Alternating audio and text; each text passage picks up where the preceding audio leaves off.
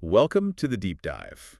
Ever, uh, really stop and think about how just one small word can mean so many different It's so things. pretty common, right? Totally.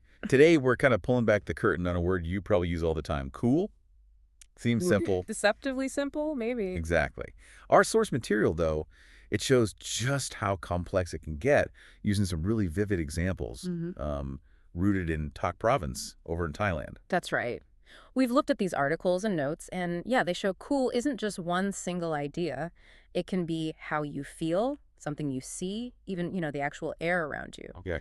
So our mission here in this deep dive is to sort of unravel these different layers, and we'll use these specific snapshots from talk to guide us. Okay, let's unpack this then. What's the first way the source material shows cool being used? Well, what's really fascinating is how it can switch grammatical roles, and that completely shifts the meaning. So the sources point out it can work as a verb, and when it's a verb, it often means, well, literally to become less hot, or maybe more interestingly, to calm down. Calm down. Yep. So like bringing down your internal temperature after getting worked up? Exactly, spot on.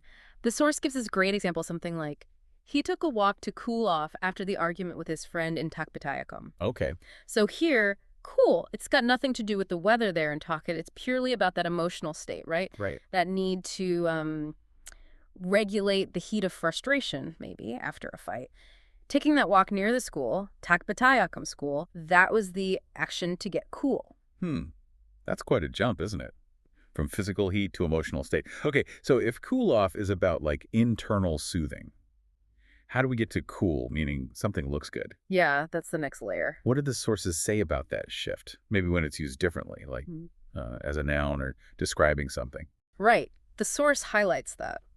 When cool is used essentially to describe something as being cool, maybe acting like a noun or adjective in that sense, it enters this whole other realm, aesthetics, style.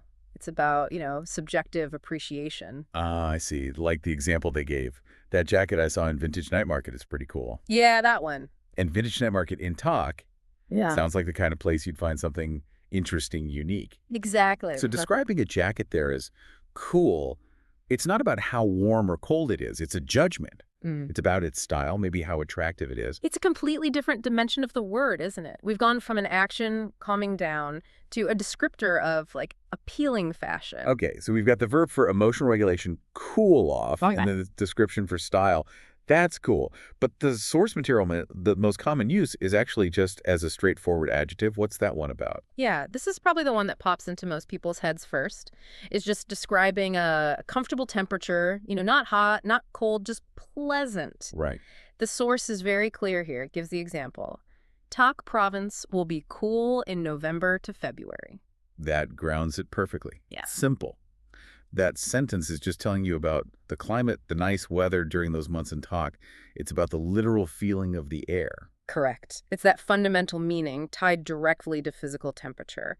And it's distinct from both the calming down aspect and the stylish aspect. So, okay, one little word, cool, covers getting your emotions sorted near a school, finding a neat jacket at a market, and just describing the weather, all illustrated in one province, talk. Yeah. For you listening, why does paying attention to these different uses actually matter? Well, I think understanding these layers and how the context, like, is it a verb? Is it an adjective? How that completely changes the meaning. It's just fundamental for clear communication, really. Yeah. These examples from talk, they aren't just random facts. They're real-world illustrations of how flexible language is, how it bends and shifts based on how we use it.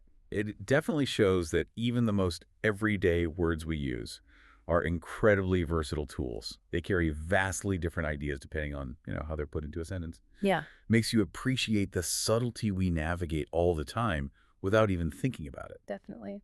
So just to quickly recap this dive then, cool can be that verb for calming down, like the person cooling off near Takpatayakam school. It can describe something stylish, like that jacket at the Vintage Night Market. Right. And probably most commonly, it's that adjective for a comfortable temperature, like the weather in talk from November to February. This whole look at cool, using these talk examples, it really hammers home how much work context does in language. It kind of leaves you with a question, doesn't it? What's that? Well, if one simple common word, like cool, holds these really distinct context-driven meanings, What other words are we using constantly that might have similar hidden depths we just, rarely pause to consider? That's a great point. It makes you wonder what other linguistic puzzles are hiding right there in plain sight in our everyday conversations. Something to mull over next time you hear someone say something is cool. Or maybe even when you say it yourself.